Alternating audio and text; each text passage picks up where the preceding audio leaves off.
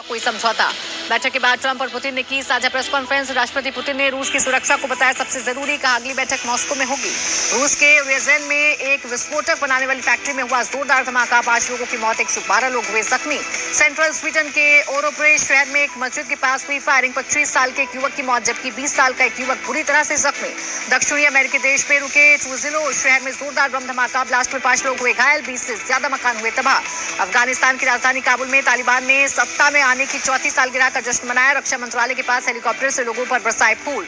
Israel ने गजा के खान यूनुस पर किया बड़ा हवाई हमला, धमाके के साथ आसमान में दिखा काले धुएं का गुब्बार। स्पेन, पुर्तगाल और ग्रीस के जंगलों में लगी आग का लगातार फैलना जारी। स्पेन में 14 से ज्यादा जगहों पर आग पर काबू पाने में जुटे सैकड़ों फायर फाइटर्स। पुर्तगाल के जंगल में आग हुई बेकाबू, 5000 से ज्यादा फायर फाइटर्स आग पर काबू पाने में जुटे। पुर्तगाल ने यूरोपियन यूनियन से मांगी मदद। पाकिस्तान के कब्जे वाले कश्मीर के मुजफ्फराबाद में बादल फटने के बाद आई बाढ़ से भारी तबाही, 150 से ज्यादा लोगों की मौत, सैकड़ों लोग लापता।